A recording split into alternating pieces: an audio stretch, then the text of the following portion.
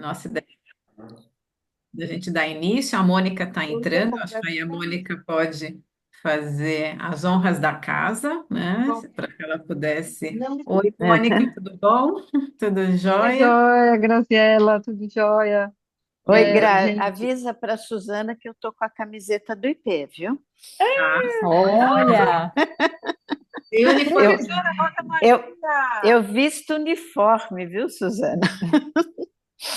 máximo. Temos fidelidade ao máximo. Exato. Bom, Mônica, a gente está aqui nesse início, a gente estava dando esses 5 minutos, né, para que as pessoas pudessem, né, ir chegando, né, do trânsito virtual, para a gente poder dar início, né? Não sei se você gostaria de fazer essa abertura, para que depois, então, a gente dê início, propriamente dito, ao nosso bate-papo.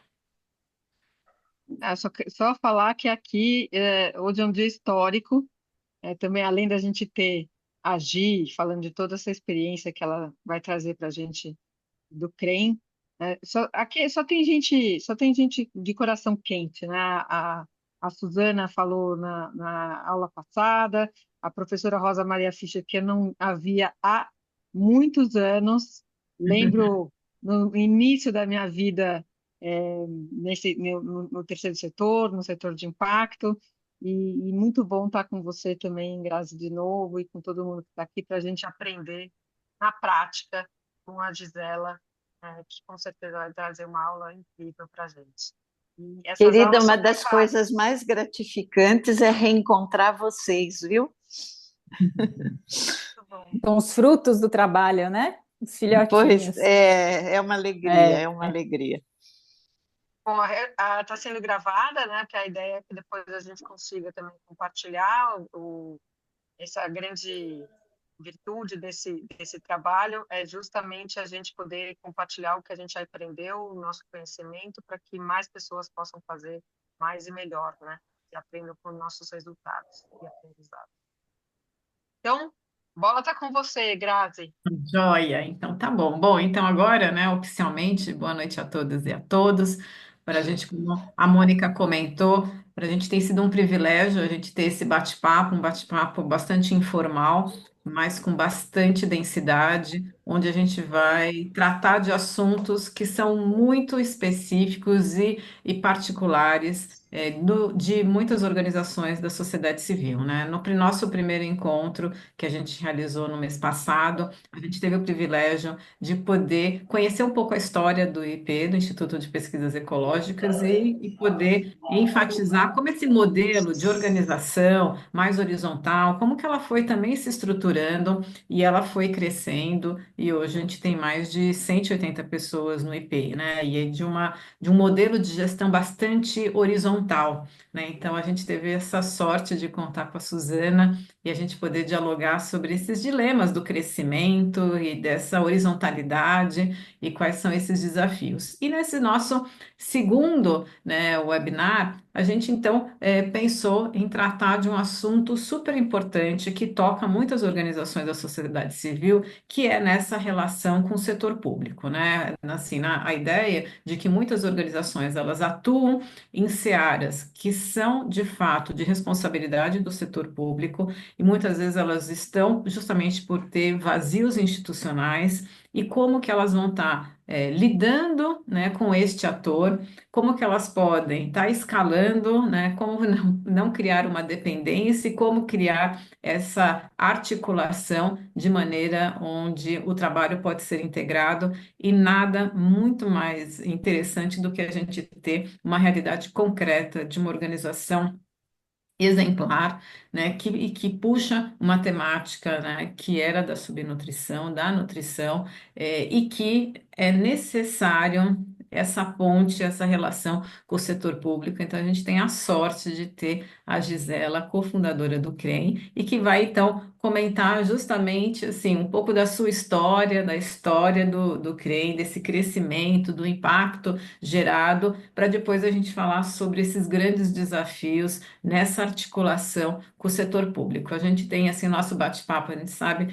que é de 1 hora, né? A nossa ideia é que a Gisela faça esse apanhado e o mais importante é a nossa interação. Por isso que a gente diz aqui que a gente faz questão de fazer uma coisa petit comité, para que a gente pudesse ter essa troca, mas que vai ficar gravado para que outros, em momentos que possam assistir, eles possam ter esse privilégio de escutar pessoas, né, empreendedoras sociais como Suzana, Gisela e tantos outros que a gente tem aqui no Brasil.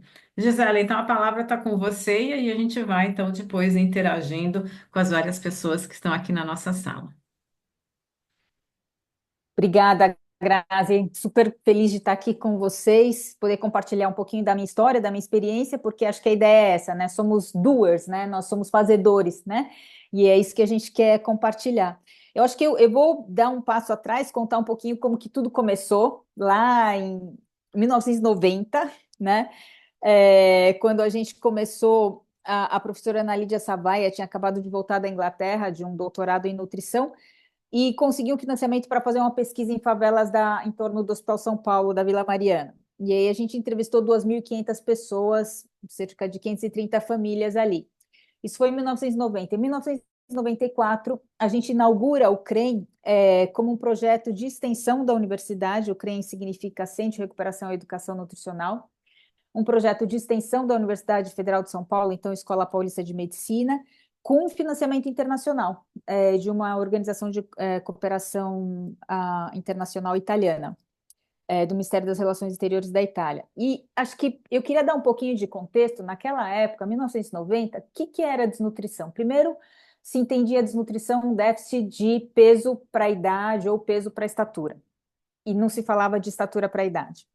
Depois, a curva de referência, como que você identifica que uma criança está fora do padrão? Você tem uma curva de referência, você compara um peso de uma certa pessoa numa certa idade com alguém, né? Que é a curva de referência. Naquela época se faziam curvas de referência nacionais, o Brasil tinha a nossa própria curva, que era a curva do Marcondes. Por que eu estou dizendo tudo isso? Porque isso foi muito importante, teve muito a ver com o trabalho que a gente foi fazendo depois. Porque o nosso país tinha uma estatura, e tem ainda, uma estatura mais baixa do que os países do primeiro mundo, né? E naquela época se dizia, é por uma questão genética, né? Que já estava caindo por terra, porque com toda a migração japonesa, saindo do Japão, indo para o Brasil e começando a comer proteína de origem animal, carne, leite, os japoneses daqui cresciam, chegavam a 1,80 m, 1,85 m, comparados com os avós, né, que tinham 1,50 m, 1,40 m. Então, mas tinha toda uma ideia de que era uma questão genética, que se precisava de uma curva nacional para se comparar, né? E nós no CREM, fazendo essa. Então, a gente nasce nesse contexto, né? Num contexto onde se entendia, então, que recuperação nutricional era só dar uma dieta hipercalórica para a criança recuperar a proporção estatura peso para estatura e receber alta e a gente receber outra criança. Nasce o CREM nesse contexto, a gente inaugura em 93, começa as atividades em 94, com hospital dia, onde as crianças ficavam de segunda a sexta, comendo as 5 refeições por dia, ambulatório e atuação na comunidade, projetos na comunidade. Eu comecei o CREM, eu fui a primeira diretora, e comecei com 20 crianças lá, né, no hospital dia. E a gente optou por alimentar aquelas crianças com a comida brasileira, o que a gente chama arroz, feijão e mistura, né? E esperar e ver o que acontecia, né? E a partir disso a gente foi verificando que as crianças recuperavam estatura, que elas estavam crescendo, que era algo que ninguém jamais tinha descoberto. Se dizia que era impossível você recuperar a estatura de uma criança desnutrida, né? E todo um trabalho de engajamento das famílias, toda uma revisão do que era toda a metodologia que se entendia que era a metodologia de fazer a recuperação de crianças desnutridas. Eu não vou entrar muito nos detalhes, mas se vocês quiserem, a gente pode aprofundar isso, né? Então, o que diferenciava o CREM é que ele nasce, né, a partir de um conhecimento muito grande da realidade. A gente começou com as pesquisas nas favelas, interagindo com as comunidades, então a gente desenvolve o nosso método muito, muito junto, muito no território, né? E a gente identifica que a desnutrição ela em suma, era muito mais prevalente do que o governo dizia. Os dados nacionais diziam que a gente tinha 19% de crianças subnutridas e na favela a gente encontrou 45% de subnutrição. Então a gente fez um shout-out, né? A gente falou, não, peraí, pessoal, veja, são dois Brasis aqui. A gente tem o genérico, mas a gente tem aquele específico. É, e, e em parceria com a universidade. Portanto, sempre uma preocupação muito grande com saber, será que está bom? Será que a gente está fazendo certo? Será que está dando certo? Será que é este o caminho? Né? E para nós foi um desafio muito grande, porque todos os artigos, a gente leu toda a literatura científica, a gente tentou seguir o modelo que tinha de centro de recuperação nutricional na América Latina, no Chile, no Panamá, mas não se aplicava a uma realidade urbana numa cidade como São Paulo. Então, nós tivemos que readaptar tudo, reinventar tudo, né? Então, acho que o que nos diferencia de outras organizações é um pouco essa conexão com a universidade. Como eu disse, começamos com 20 crianças. O ano passado, o CREM completou 30 anos. A gente já atendeu mais de 170 mil crianças, capacitamos quase 50 mil profissionais e familiares, tem mais de 150 publicações técnicas e científicas, e a gente alcançou cerca de 8 milhões de pessoas em cerca de 18 países, tendo ganhado aí mais de 21 prêmios. Essa expansão toda acontece muito, nosso modelo de crescimento, mais do que fazer muitas unidades CREM, a gente tem uma em Vila Mariana, que foi onde tudo começou, perto da Universidade Federal de São Paulo, mas a gente tem outra unidade na Zona Leste, em Vila Jacuí, uma unidade física. A gente tem uma parceria em Alagoas, foi uma nossa exercício de franquia social. Franquia social, a gente pode até fazer um capítulo sobre isso, viu, Grazi? Porque eu teria muita coisa para compartilhar sobre franquia social. Acho que dá uma boa discussão, mas a gente não vai entrar nisso agora. De qualquer modo, tem lá o CREM Alagoas e comunidades físicas são isso, são estas. Então, o nosso modelo de crescimento, talvez até pela influência da universidade, mas também por um amor que cada um de nós tem pela técnica, pela parte técnica, mais do que pela administrativa, a gente decidiu expandir, difundindo o nosso conhecimento e não implementando novas unidades, né? Que é outra possibilidade. E foi o que a gente fez, né? Daí que vieram aí esses números que eu compartilhei com vocês. Eu acho que é interessante, né? Assim, eu acho que realmente é impressionante os números, né? Do CREM, assim, realmente é um orgulho a gente ter organizações, tanto o IP, nesse caso, como o CREM, né? Que de fato vão fazendo, começam com um trabalho de formiguinha e de repente você vê a escala que consegue atingir, e certamente essa relação com o setor público é fundamental para que você consiga ter chegado nesse patamar. E eu acho que se você pudesse contar um pouco como que se dá esse processo, essa aproximação com o setor público, porque até como a gente sabe, primeiro, como você falou, né, muitas vezes o setor público ele está com uma visão distorcida, né, que nem você falou, puxa, a gente pegava dados assim, né, não só a gente poder que eles compreendem com mais profundidade a problemática, né? Então tem uma maior compreensão da realidade, mas também como lidar com o problema, né? Como que você pode introduzir inovações para que você rompa aquela forma tradicional de ver, primeiro de minimizar o problema e minimizando o problema também as intervenções, né?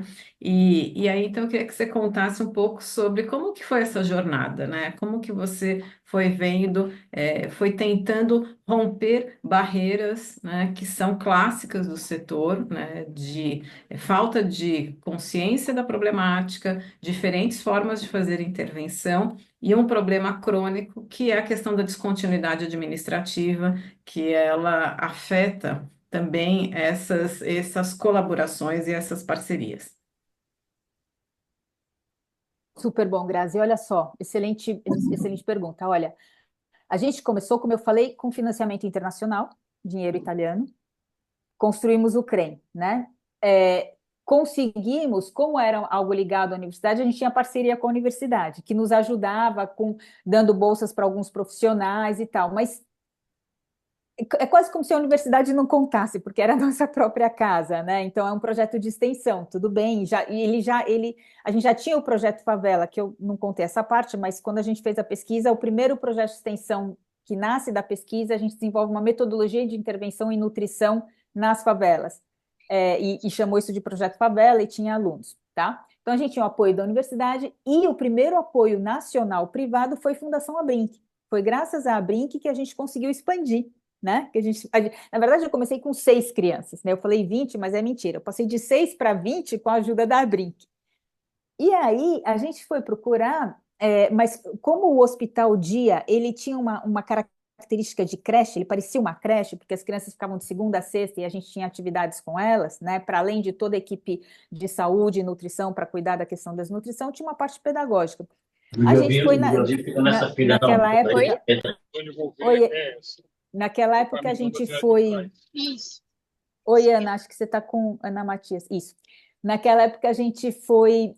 Os convênios creche eram com assistência social. Então a gente foi falar com assistência social e teve a sorte de que o secretário da assistência, Adair Vettorazzo, do governo Maluf, era um dentista. Então ele entendeu, ele falou: olha, o trabalho que vocês estão fazendo a gente não consegue fazer, eu vou abrir uma exceção, e aí começa, né? O primeiro desafio, assim, a inovação. Na época, o convênio creche, a creche precisava ter no mínimo 60 crianças e ela é universal, você não escolhe a criança que vem, as que chegam são acolhidas.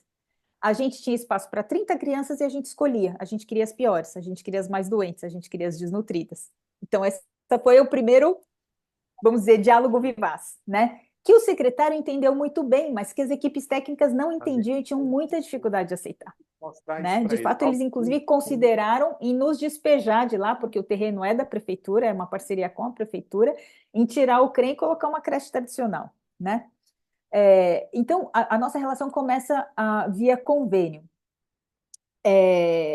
Depois disso, aí passa da assistência social para a educação, mas depois disso, o CREM, em suma, a gente começou a trabalhar, começou a publicar, identificou daquela pesquisa que a gente fez nas favelas, né, que foi coordenada pela professora Ana Lídia, se identificou a coexistência da desnutrição com a obesidade, que era algo que se desconhecia totalmente, né? Então, você tinha crianças com baixa estatura, crianças de 10 anos com baixa estatura, portanto, desnutridas, né, com desnutrição crônica, mas com sobrepeso e desenvolvendo obesidade. Né? Você falou, na cabeça da ciência isso não existia, era impossível, né? Fomos desenvolvendo as pesquisas, publicando vários artigos, até que o Instituto de Estudos Avançados da USP convidou a professora Ana Lídia, por causa da experiência do CREM, a começar um grupo que trabalhasse o tema da desnutrição. E a gente constituiu esse grupo que chama ainda, existe até hoje, Nutrição e Pobreza, falando dessa correlação, porque a nutrição na pobreza é muito diferente. Então, é um nicho bem específico, né? O grupo começou em 2003. Em 2004, a gente foi discutir um pouco a questão da nutrição na escola, né, os desafios contemporâneos, trazendo um pouco... faço um passo atrás também. Quando a gente começou, a gente via a necessidade de fazer educação nutricional, né? E logo, os primeiros projetos fora do CREM que a gente desenvolvia eram projetos em creches, né? Nosso primeiro projeto em 2000, quando começa a área de projetos, foi um projeto atuando com 40 creches da cidade de São Paulo, ajudando aquelas creches a identificar se elas tinham crianças desnutridas em suma, nas entidades, e como fazer educação nutricional. Naquela época se fazia educação nutricional com figurinhas, com quadro e giz, sabe? Pinta maçã de vermelho, né? E a gente falou, não é isso, a criança tem que manipular o alimento. E a gente mudou completamente, implementou uma outra forma, através de oficinas, que não existia, tá? Nas creches.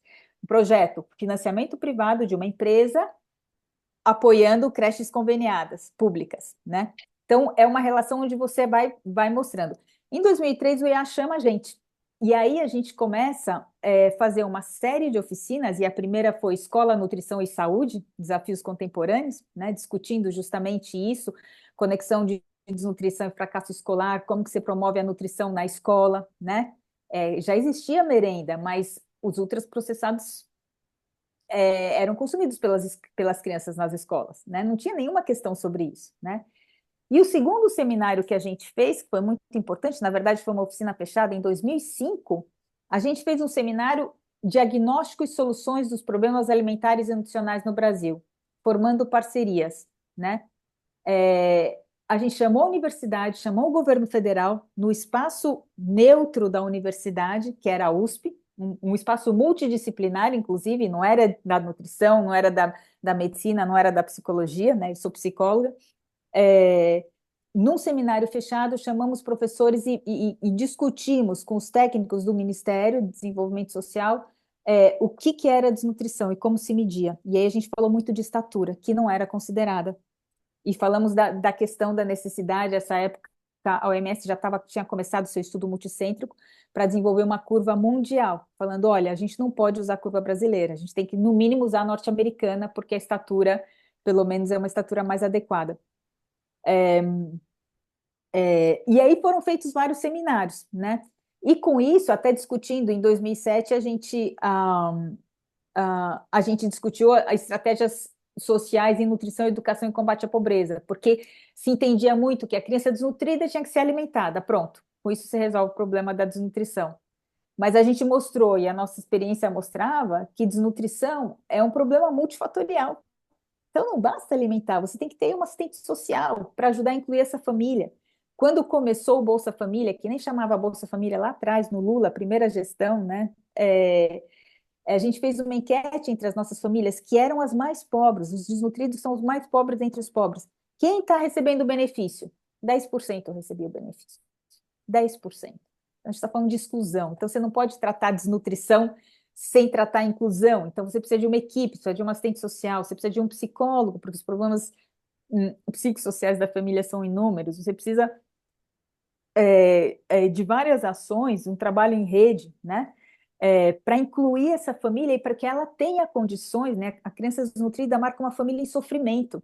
Se a gente não endereça, não enfrenta esse sofrimento, não consegue. E aí, o Instituto de Estudos Avançados, da USP, nos deu o espaço, e eu acho que isso é realmente muito importante, o espaço onde dialogar sobre isso. Porque se a gente chama para o CREM, parece que é o CREM que está defendendo o seu interesse. Quando a gente leva para a universidade e chama outros parceiros para falar de suas experiências, né? A gente abre um espaço neutro de diálogo, né? Como fala, suscita maior confiança. Não tem a desconfiança a priori dizendo, o CREM está defendendo o ponto de vista deles, que não realmente nunca foi o nosso caso, mas poderia ser visto assim, né? Então, acho que isso foi fundamental, tanto que depois que a gente fez, né, eu não acho que eu posso dizer, porque eu não medi isso, né, não posso dizer uma relação de causa e efeito, fizemos isso, aconteceu aquilo, mas eu sei que cronologicamente a gente discutiu problema multifatorial, a gente discutiu a questão do diagnóstico da estatura, o governo federal começou a olhar para a estatura, a gente discutiu a questão de ser um problema multifatorial. Já tinha nascido a equipe de saúde na família, programa de saúde da família, mas era um médico, uma enfermeira, uma técnica e duas técnicas de enfermagem e os 5 agentes comunitários de saúde. Depois daquele seminário que a gente fez em 2007, em 2008 nasceu o NASF, que era o Núcleo de Apoio à Saúde na Família, porque ali em 2007 a gente discutiu muito a necessidade de um suporte, pelo menos, da equipe multiprofissional para atenção básica, né? Porque o agente comunitário encontra lá um problema de inclusão social, como ele encaminha isso? De acesso a direitos, né? Se tem um problema de depressão, de esquizofrenia, como que ele encaminha isso, né? Tem um problema de erro alimentar gigante, como que ele vai orientar? Eles não estão capacitados, ele precisa de um suporte para isso, né?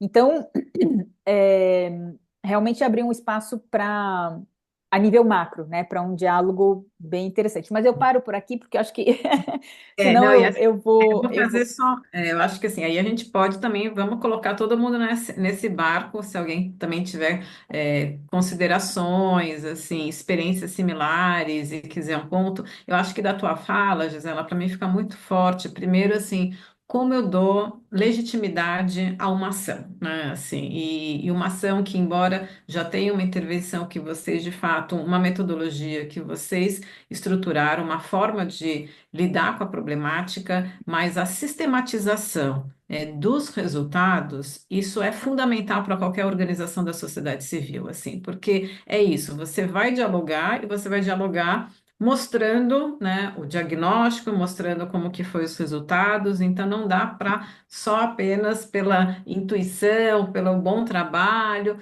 É os números que de alguma maneira devem ser, eles dão essa credibilidade, mas é uma credibilidade que vocês foram também muito, muito perspicazes de trazer a universidade, né? Claro, eu fico orgulhosa que seja a Universidade de São Paulo, da qual eu faço parte, mas ela, de fato, primeiro, uma universidade que vai dando um lastro, né? Vai dando um lastro e vai dando aquele certificado, né? Vai dando aquela confiança de que a forma como a gente está pensando essa problemática, ela tem que ser multidisciplinar, né? E abre um campo neutro, além do que, por ser uma universidade pública também, facilitando você trazer o engajamento de outros atores públicos, né? Então você não é o CREM que está falando, mas aqui é um grupo, né?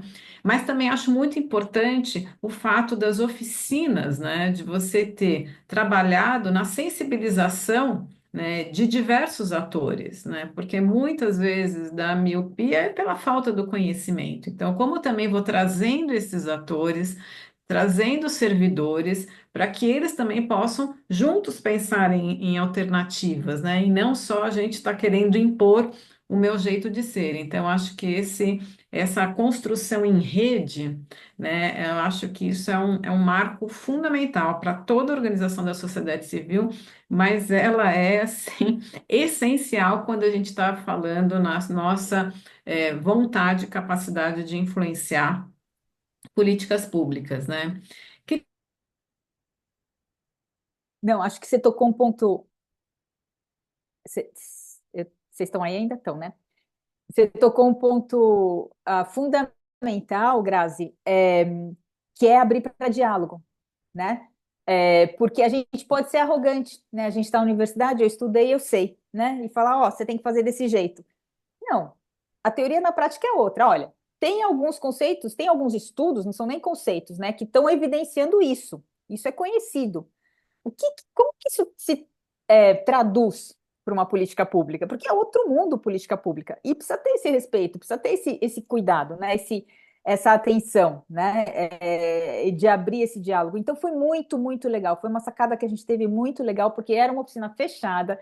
é, as pessoas podiam ser livres para falar, para a gente discutir. A ideia era justamente chegar a uma conclusão, pelo menos do entendimento do que é de como se identifica uma criança desnutrida. Depois, que implicação isso vai ter para a política pública é uma outra discussão, né? Porque pode levar até décadas para mudar alguma coisa, né? Só uma observação: a gente nasce na Unifesp, eu sou da USP, tá? Eu fiz USP, em suma, mas a gente nasce, o CREM nasce na Unifesp, na Escola Paulista de Medicina. Unifesp e USP são arqui-inimigos na medicina. Eles brigam em tudo. Brigam por artigos científicos, brigam nos jogos Ai, que universitários, eles são ai, que arqui-inimigos. Que foi uma coisa incrível também, né? Foi até um acaso, né? Mas foi a USP que teve esse espaço. A Ana Lídia também é da USP, ela também se formou, fez biologia lá, né? E voltamos para casa, né? Trazendo a Unifesp conosco, né? Então, acho que isso também foi muito interessante, mostrando como é fundamental que a gente baixe a arma, quer dizer, no que eu estou interessado? Eu estou interessado em mostrar o meu ponto de vista ou eu estou interessado em resolver o problema? Né? Uhum. Porque se eu estou interessada em resolver o problema, eu consigo deixar o meu ponto de vista um pouquinho suspenso aqui atrás e me abrir e falar, mas você, Graziela, o que pensa? Como que a gente vai dialogar sobre isso, né? E acho que a outra coisa que você falou sobre sistematização de metodologia é fundamental. Uma coisa que eu não contei, né? A gente foi para o IA em 2003. Em 2002, a gente fez uma parceria com o BNDES, porque eles nos procuraram, eles queriam trabalhar o tema da desnutrição, eles perguntaram como que a gente trabalhava, tal. Eu falei para eles no Brasil quem trabalhava, eram pouquíssimas entidades. Eles nos fizeram esperar pelo menos um ano, porque eles percorreram o Brasil inteiro para conhecer todas as entidades que eu mencionei, e voltaram para a gente e falaram: olha, a gente viu todo mundo e a gente entendeu que vocês são a entidade mais não sei nem como dizer, né? Mas assim, com Um mais desempenho. capacidade, com mais potencial, não só técnico, mas administrativo para a gente fazer uma parceria, né? E a gente fez uma parceria porque tudo teve uma demanda de uma comunidade na Zona Sul para começar um novo CREM, que no final não deu certo Zona Sul e foi para aí que a gente foi para a Zona Leste, mas eu fui para o BNDES pedir recurso para isso, né? E o BNDES falou, mas se vocês são tão maravilhosos, em vez de só construir uma unidade, descreve a tua metodologia, né? E aí que a gente publicou manuais, né? E que foram construídos a partir de um curso de especialização que a gente já estava dando. Quer dizer, o problema não é só você executar, mas quando você tem que ensinar alguém, a gente começou o curso de especialização em 99. Quando você vai dar aula, você tem que refletir sobre o que você está fazendo, você tem que estruturar. Na época era retroprojetor, tá? Então era na transparência que a gente estruturava. Estou me denunciando aqui, Rosa, a minha idade. É, mas você tem que organizar o pensamento. Isso foi para nós a base para depois construir esses manuais, que a gente imprimiu aí, a gente fez uma coleção de 7 livros, um para agente comunitário de saúde, um para creche, 5 para profissionais de nível superior, psicólogo, nutricionista, assistente social, pedagogo e médico, né? Cada um específico, falando o tema da nutrição. Fizemos 17 folders para as famílias, né?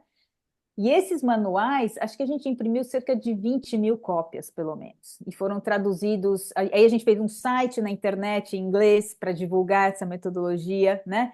A gente fez e traduziu para o espanhol o manual e traduziu para o crioulo, né? Porque eles foram usados em outros projetos na América Latina e no Haiti, né?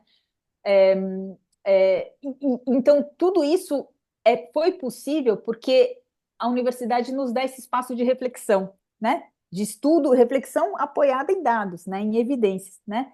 De estudo e de sistematização, que é muito duro. Para quem está com a mão na massa, é muito duro parar e organizar o que você sabe. É um desafio gigante, né? Mas era uma coisa que, pelo nosso DNA, a gente fazia sempre. Todo ano, até hoje, a gente para 2, 3 dias durante o ano e olha todos os dados que a gente produziu, todas as crianças que a gente atendeu, se funcionou, se não funcionou, o que precisa mudar na metodologia ou não, né? E às vezes se perdem experiências riquíssimas, né? Porque a entidade não tem esse perfil, né? E É, então eu sempre vi como uma coisa é, muito interessante, muito boa. Agora, do ponto de vista do poder público, eu falei do federal. Mas a política na implementação é outra. Eu falo, a teoria na prática é outra, mas a política na implementação é outra, né? Porque quando a gente foi construir o nosso segundo CREM, que foi numa favela, acabou sendo uma favela da Zona Leste, a gente teve uma rejeição gigante pela Secretaria da Saúde e pelos equipamentos de saúde ali. Porque para eles, ter um centro de recuperação nutricional ali significava reconhecer que o trabalho deles de atenção básica não estava funcionando. Como assim tem criança desnutrida aqui? Não tem. Eu tenho os meus agentes comunitários trabalhando, né? É, sempre, todos os dados sempre de desnutrição foram sempre subestimados. Nas UBSs, quando você. Agora faz tempo que eu não entro, mas quando a gente entrava, tinha um painel dizendo quantas crianças desnutridas eles tinham encontrado aquele mês, quantas vacinas foram dadas. É a estatística da própria UBS. Você não tinha nenhuma criança desnutrida no painel da UBS da favela. E a gente encontrava 35% de prevalência, né? Quando fazia a busca ativa, que a unidade básica de saúde não fazia, né? Então, é difícil, né? É um problema difícil de ser reconhecido e de ser acolhido e de ser enfrentado, porque eu posso entender como um atestado do meu fracasso como gestor, né? E aí precisa de muita delicadeza sobre isso, né? O Grazi, posso fazer uma pergunta, então? Acho que a Grazi caiu. Acho que ela congelou, É. Aproveita. Não, é. Não, pensando nisso que você falou, né? Nessas duas experiências, né? Você vê uma na Vila Mariana, outra na Zona Leste, né? E que você chega lá, não, tá bom, fui bem sucedida aqui na Vila Mariana, vou chegar lá na Zona Leste, vai ser incrível também, né? Como é que foi esse processo? Porque o, o CREM, enfim, né, ultrapassou essa barreira. Né? Como é que foi esse processo aí de diálogo também? Porque eu acho que um ponto-chave do que você está trazendo, Gi, é justamente essa abertura do, putz, eu sei muito de uma coisa, mas eu não sei tudo de tudo, né? Então, como que a gente consegue aqui chegar no que a gente, no objetivo comum que é resolver o problema, né? Não mostrar que eu sei mais do que você, né? Que foi exatamente isso que você falou. Como é que foi esse processo de convencimento, de abertura, de diálogo? Quanto tempo durou aí nessa experiência na Zona Leste, que no final das contas é política pública na veia também, né? Mônica, deixa eu aproveitar esse gancho, assim, porque eu acho que a gente, primeiro, né, Rosa e eu, a gente trabalhou em Secretaria da Assistência Social, da Saúde e da Educação, e a gente sabe como nessas instâncias são feudos, né? E na verdade, um não dialoga com o outro, né? Assim, então, como que também, né, como que você foi, como a metodologia, a intervenção pressupõe um trabalho articulado, né, que não é só da assistência social, mas envolve também a questão da saúde, educação. Como que vocês também trabalharam nessa para poder sensibilizar para esse trabalho integrado? Super legal. Olha, eu vou começar pela pergunta da Grazi. Grazi, um gol de letra aí, que foi muito bom. Por alguns anos, a gente conseguiu fazer esse curso de especialização, que chamava Desnutrição Energético-Proteica e Recuperação Nutricional, uma abordagem multidisciplinar, acho. E a gente justamente falava disso, né? De toda do problema, de toda essa abordagem. E quem vinha fazer o curso eram os técnicos dos municípios, entendeu? Os pediatras, os nutricionistas, as assistentes sociais, os psicólogos, né? Eram eles que vinham fazer o curso. A gente tem até hoje gente que fez o nosso curso e agora está em lugar de coordenação lá na Leste ou na Sul, né? Na assistência social ou na saúde. Então, isso é fundamental. Quer dizer, assim como a gente fez o seminário no IA, vamos conversar sobre qual que é o diagnóstico da desnutrição, e vamos, de novo, outro seminário, vamos conversar sobre o que é tratamento, né? Ter um espaço para neutro, né, de discussão técnica é muito importante, né? E isso foi trabalho de formiguinha, aos poucos. Então, a teoria e depois na prática, dizendo, olha, o CREM trabalha assim. Olha, a gente fez em 2000, porque a gente teve convênio com a assistência, até aí não sei quando que mudou, as creches mudaram da assistência para a educação, mas sempre esse convênio creche, né? E aí, em 2007, a gente fez o convênio com a saúde, que não tinha até então. Olha, a gente começou em 94, nós levamos, quanto? 7 mais 4, 11 anos. A saúde não nos reconhecia, porque justamente nós não éramos puramente médicos. A saúde não nos reconhecia. Foi muito difícil. E nós entramos, aí indo para a pergunta da Mônica, a gente entrou na saúde porque começou o CREM na Leste e a gente falou: olha, não vamos conseguir manter essa unidade sem um apoio mais consistente. Porque até então a gente mantinha um pouquinho com o convênio creche e com ajuda internacional. Mas a ajuda internacional não ia mudar, ia continuar a mesma. E os nossos custos iam triplicar. Então a gente precisava de um novo suporte, né? E a gente foi para leste por causa de uma liderança absolutamente maravilhosa, que eu tenho certeza que alguém de vocês aqui conhece, que é o Padre Ticão, né? Que, em suma, fico brava com ele porque ele foi embora antes do tempo, mas na verdade, ele que pôs o pé na porta da saúde e falou: vocês vão fazer esse convênio, tá?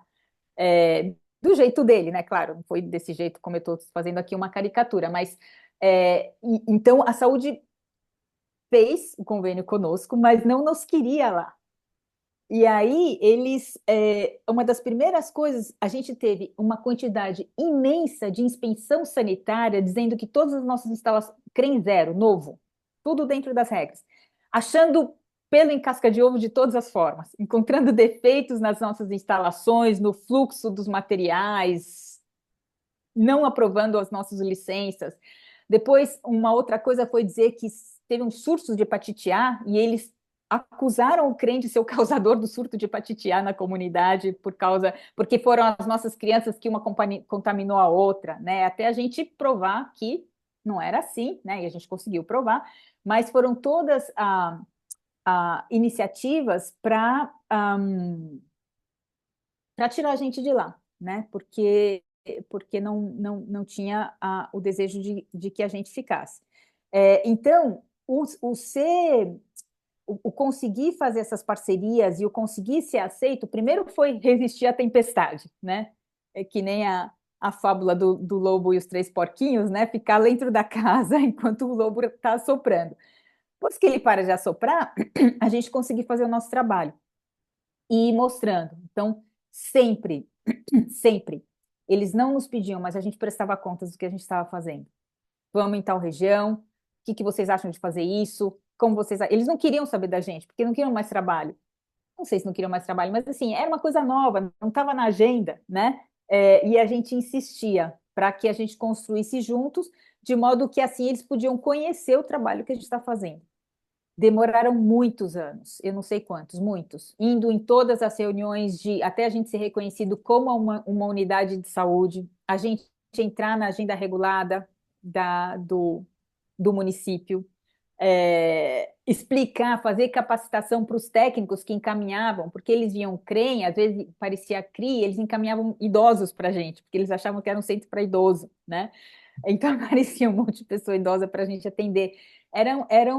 Tudo isso foi resolvido com esse diálogo no micro, né? Porque quando muda a gestão, quem fica são os técnicos. É. Então, a gente tinha que fazer os dois trabalhos: construir a parceria com o gestor, mas fortalecer a compreensão do técnico, porque era ele que ia verificar o que a gente estava fazendo, era ele que sugeria para o gestor aprovar ou não o nosso relatório, né? E a gente teve técnicos que, por algum motivo, não gostavam da gente, que sugeriram a descontinuidade do convênio, que sugeriram fechar o CREM, né? Sem embasamento técnico. E a gente teve que dizer, olha, então vamos olhar os dados. Qual que é o problema aqui? Onde é que a gente faltou? Onde é que não está funcionando? E me diz onde que eu não sou necessário. Porque tudo bem, se tiver que fechar, a gente fecha, mas vamos fazer baseado nos fatos, né?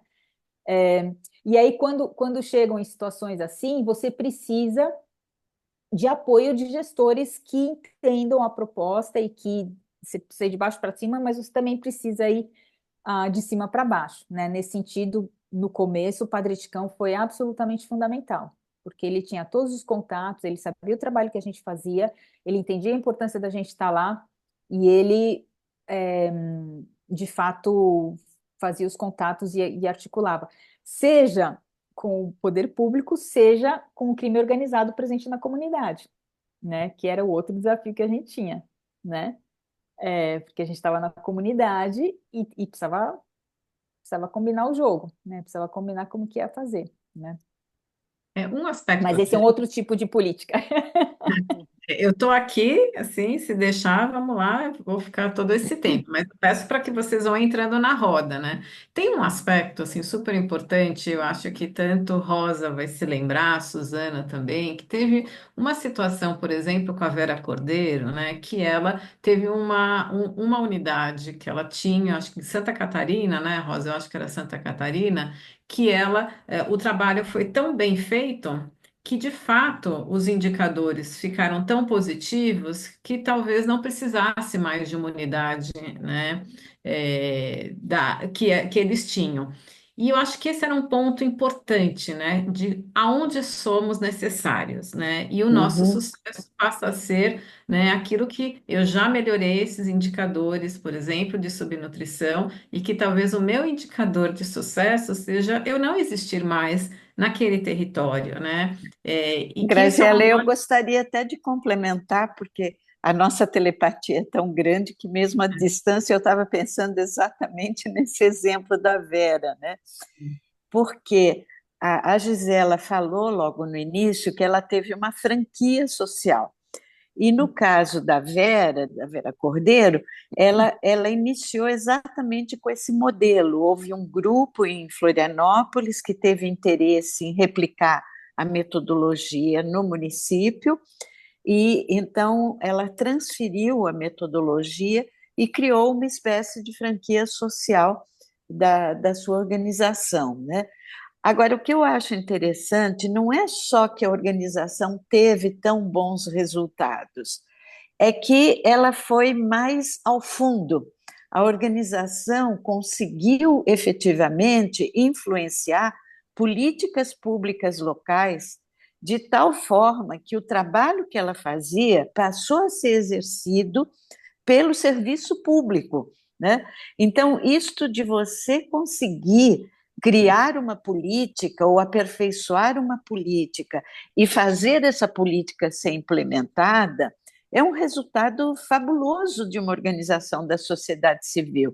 Não se trata de dizer ela não precisa mais trabalhar nesse território porque ela atingiu resultados muito bons, muito satisfatórios, mas ela consegue transferir a sua proposição, ela consegue transferir boa parte da sua metodologia e, durante um bom tempo, trabalhar apenas na capacitação, na formação de profissionais, dando apoio a que se transforme num serviço público permanente e não numa coisa, numa intervenção episódica, né?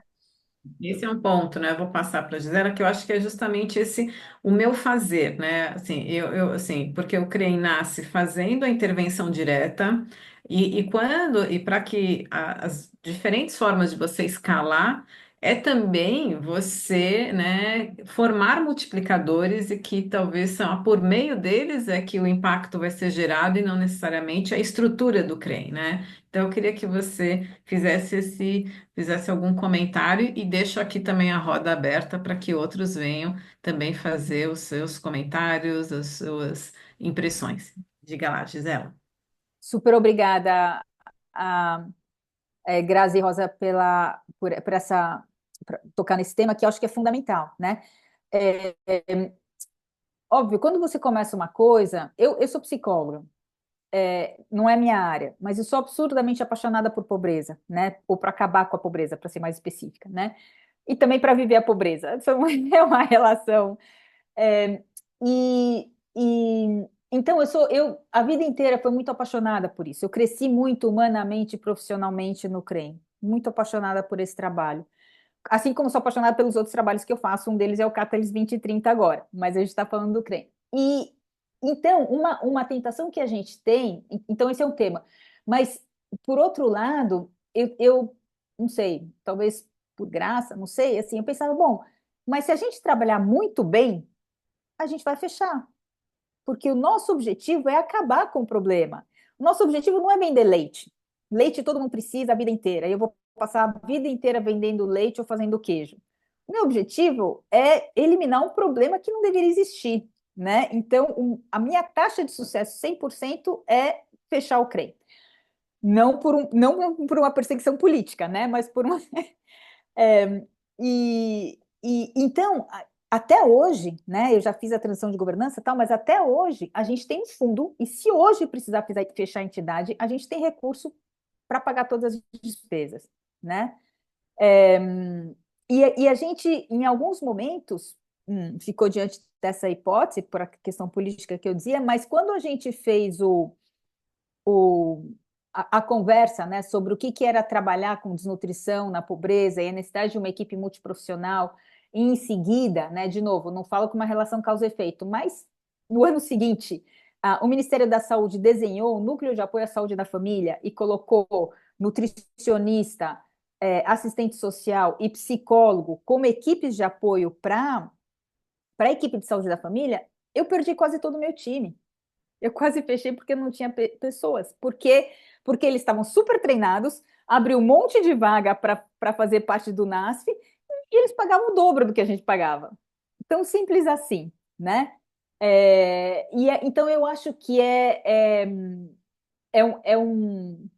Eu não posso dizer que é risco, eu acho que seria uma alegria. Eu acho que a gente, como empreendedor social, como obra social, tem que estar preparado para isso. Tem algumas obras sociais que nascem para morrer. Eu acho que o CREM é uma delas, né? Infelizmente, a gente ainda não chegou lá, porque depois tem essa epidemia da obesidade, né? A desnutrição diminui significativamente, mas a obesidade explode terrivelmente. E a gente ainda precisa de um centro multiprofissional que ajude as famílias e as crianças a encontrar os seus próprios caminhos de uma alimentação saudável. Então, a gente faz tantos outros projetos agora, né?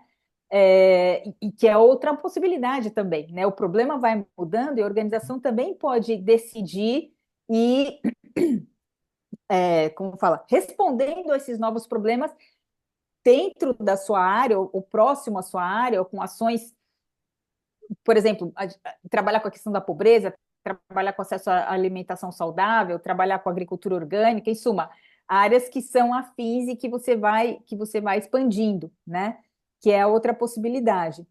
É, mas eu acho que a gente precisa estar preparado para isso, né? E justamente a nossa resistência lá na Zona Leste. A Zona Leste é uma zona super organizada do ponto de vista de política pública. Então, quando a gente conseguiu sobreviver e mostrar como fazia, eles começaram a fazer. Eles começaram a fazer na Zona Leste, né? E aí chegavam para nós não os casos de desnutrição primária, que é o nosso preferidíssimo, que é a criança que é desnutrida por pobreza, né?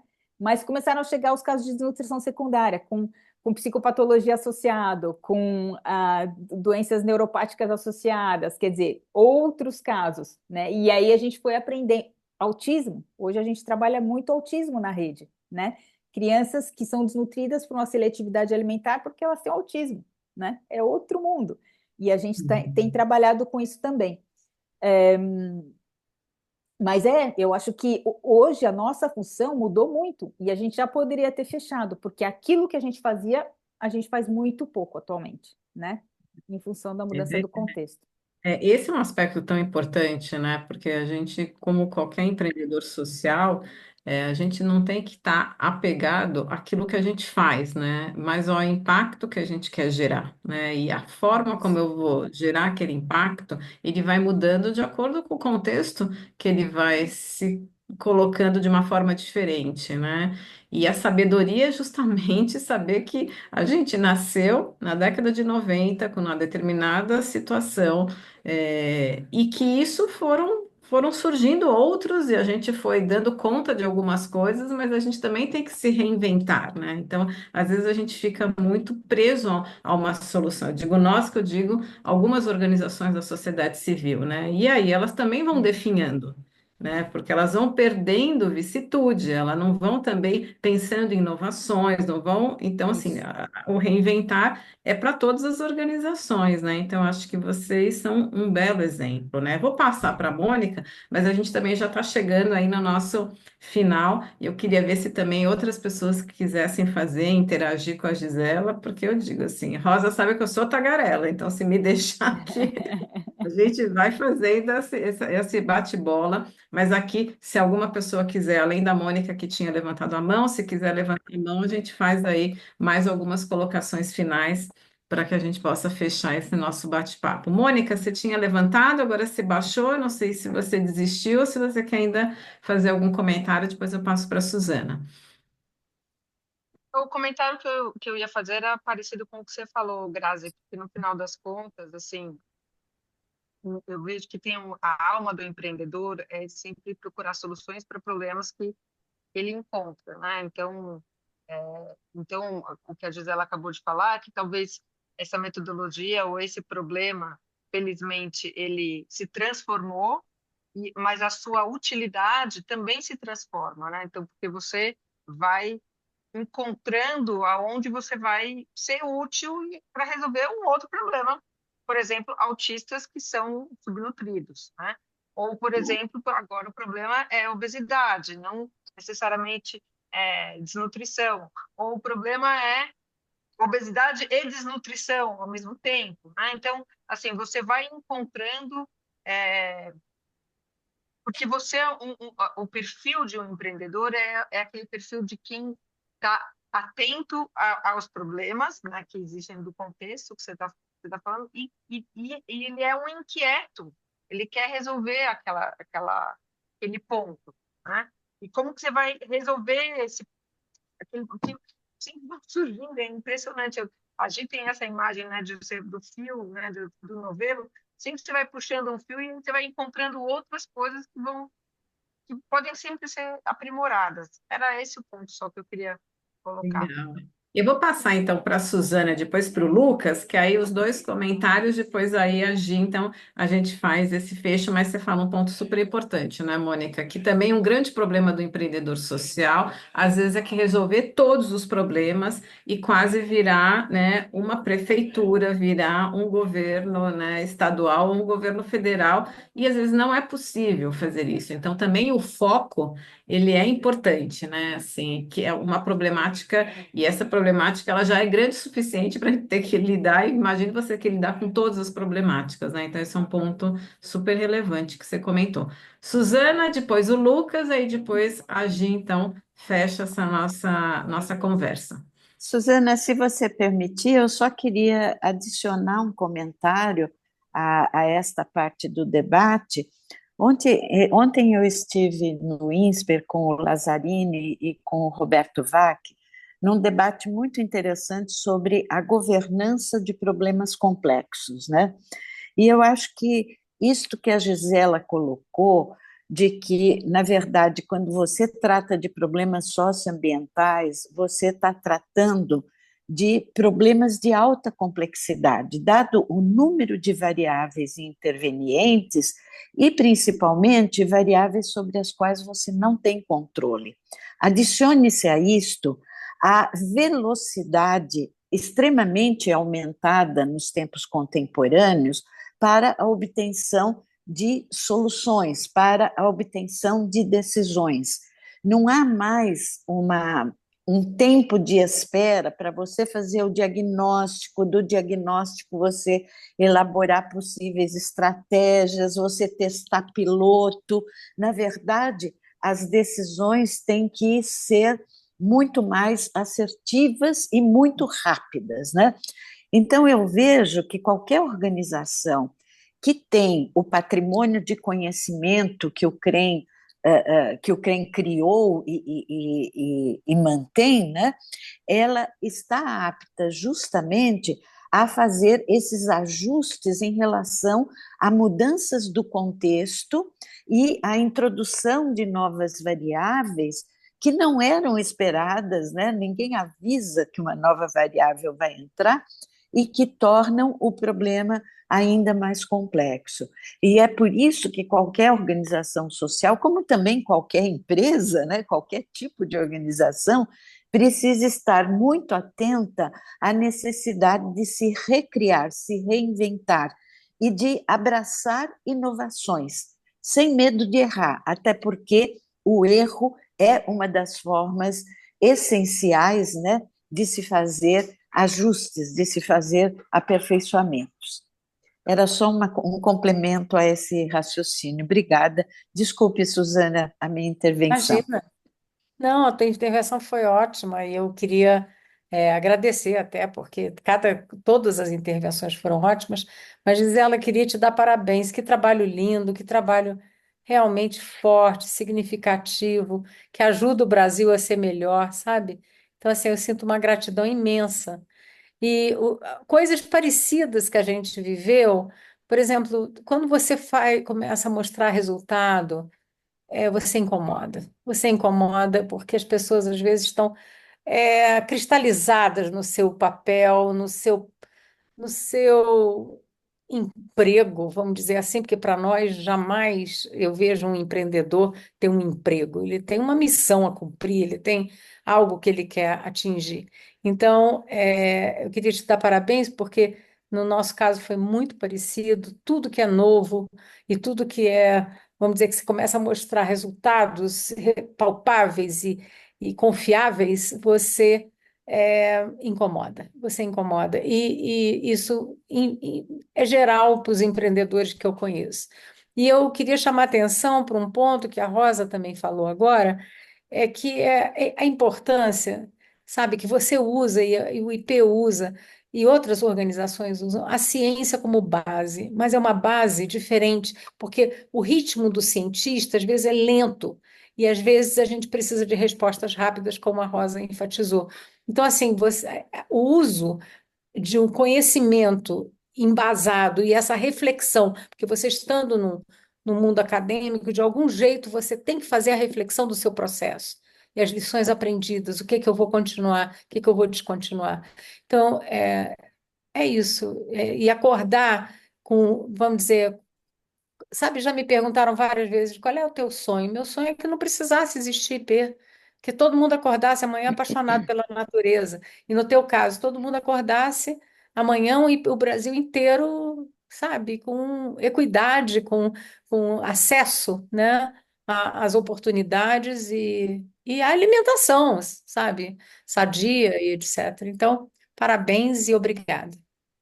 Que legal, Su, que você falou isso agora, porque a Ana Lídia entrou aqui na nossa chamada, ela é cofundadora do CREM, então ela escutou aí os teus elogios, ela é a professora da universidade que fez aquele primeiro projeto de pesquisa que eu falei para vocês, né? Então, muito legal que ela também está aqui Bom. compartilhando. E eu acho que é isso, né, Mo? Ciência aplicada, porque eu acho que são as duas coisas. Tem que ter aquela ciência clássica, que te ajuda, né? Mas você também tem que ter essa avaliação que é mais a avaliação do social, do empreendedor social, do projeto, né? E acho que as duas coisas, para entender num passo um pouco mais ágil, se a gente está no caminho certo e tem que fazer correção de rumo ou não. Então, acho que a parceria dos dois é uma parceria muito é, frutífera, né? Muito, muito, muito interessante para o social, né? E para isso que você falava, né? É, Rosa, dos problemas complexos, né? Eu achei bem interessante isso que você trouxe, descreveu bastante. Lucas, você quer então fechar essa nossa rodada assim com essa presença tão importante da Ana Lídia aqui conosco? E aí, Lucas, se você quiser então fazer seus comentários, aí a Gisela então faz um fechamento. Vocês conseguem me ouvir tranquilo? Está um vendaval aqui. Sim, sim.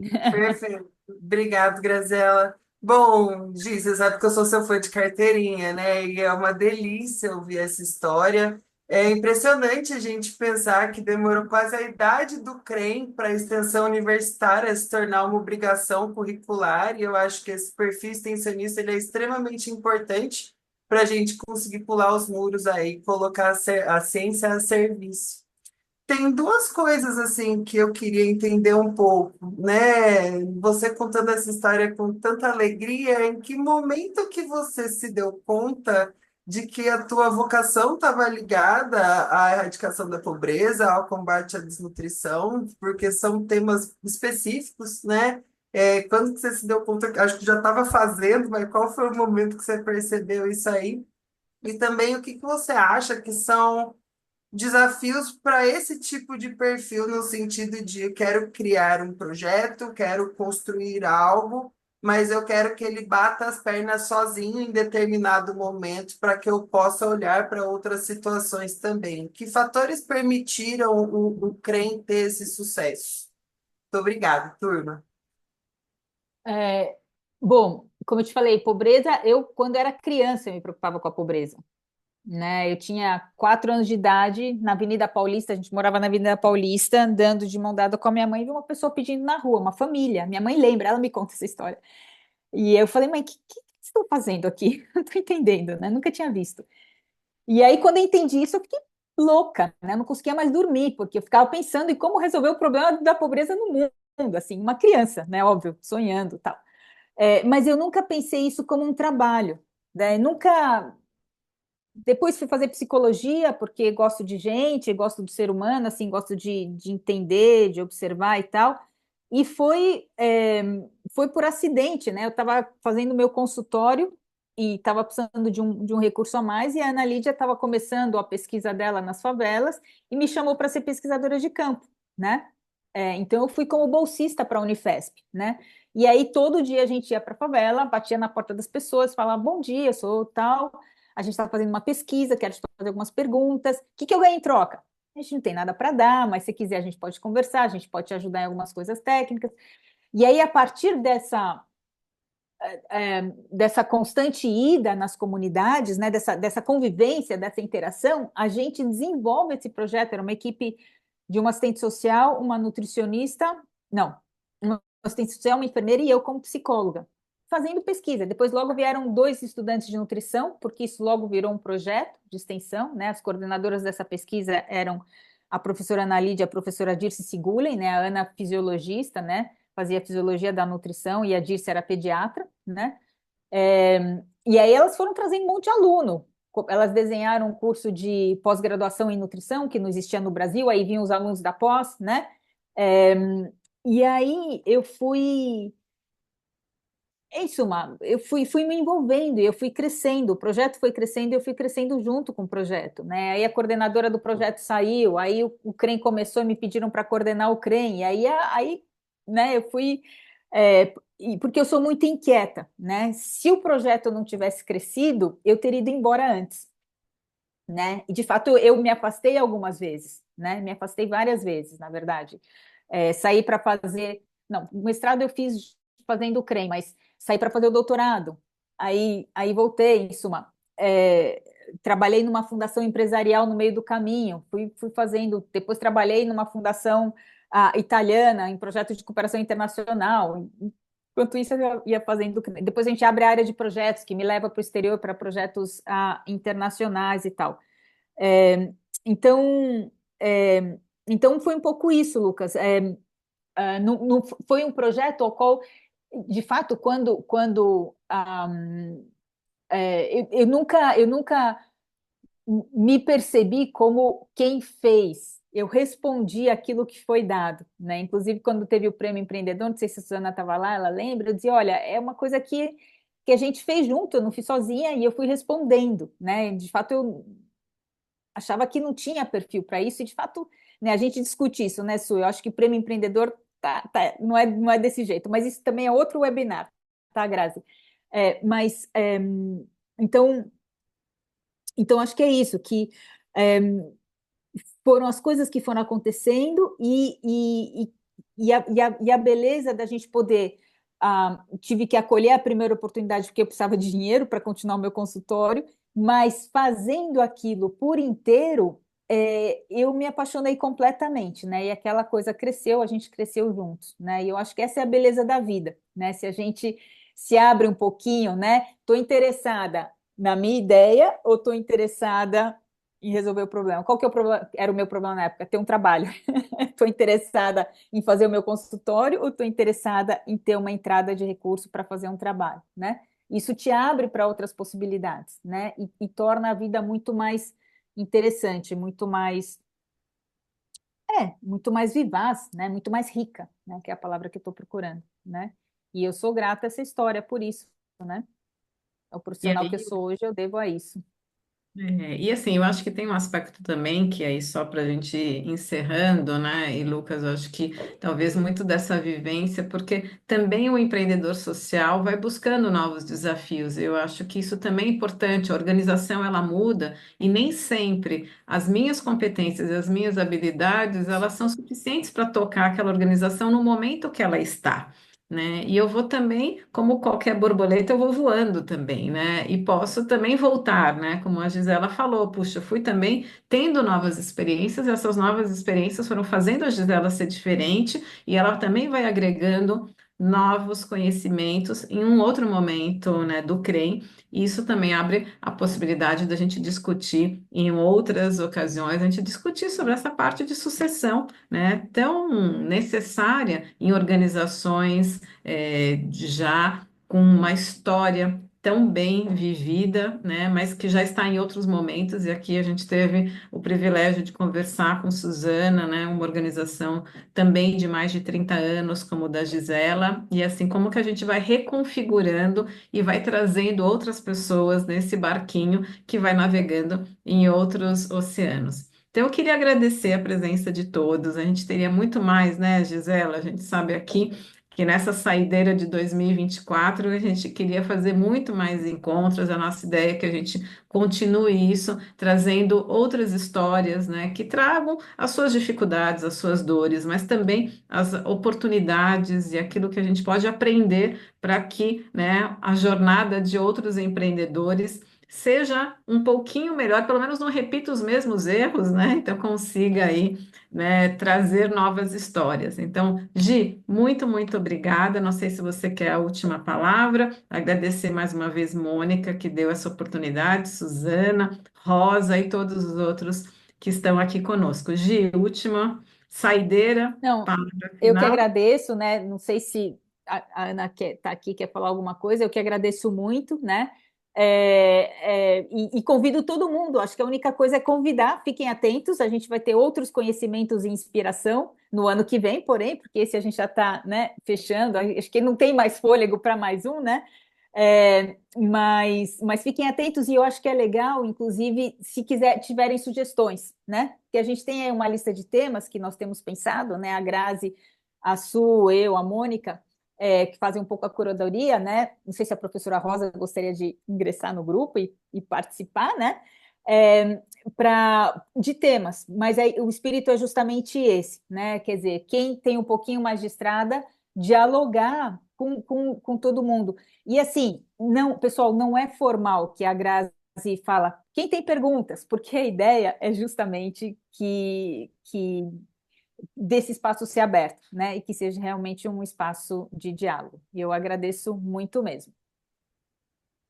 Joia, então é isso, né? Não sei se o Pedro está aqui, né? Se ele Não, está se Pedro, ele acho que ele saiu, né? Acho que ele está em Não, aula. ele, está em aula, não, está em ele aula. pode ser que esteja. Não, mas ele está aqui. Esse Chapter General é o Pedro. Então, Ah, tá. É, ele tá Ah, tá aqui, disfarçado. tá então, Pedro, não sei disfarçado. se você quer colocar também teu e-mail, né? Porque aí também as pessoas, a gente tem divulgado, Brian, sempre no Isso, LinkedIn, né? Para que a gente, no Instagram, né? no Tanto do Instagram. Catalyst e como também nas nossas, no LinkedIn, nossos pessoais. E a ideia, então, é que a gente venha fazer pelo menos uma por mês, né? Nesse bem espírito, né? Da gente poder trocar e a gente poder também se reenergizar com pessoas tão inspiradoras, né? E organizações que fizeram e que fazem a diferença. Então é isso. E essa é Desejo. uma iniciativa do Catalyst, né, Grazi? Que quem tiver interesse também, estiver trabalhando na área social, for um inovador social, pode procurar lá catalyst2030.net, pode se inscrever, né? Tem uma área de membership, né? Então, estão super convidados também. Desculpa te interromper, só queria dar mais esse recadinho. Imagina, imagina. Então é isso, pessoal. Muito obrigada. Bom Obrigada. final de ano. A gente se vê que 2025 vem aí com muita paz, saúde e novas histórias. E mais histórias, Amém. mais histórias. Tchau, tchau. Obrigada, beijo, tchau, Tchau, tchau. Tchau, tchau. pessoal. Boa Obrigado, noite. pessoal. Boa noite.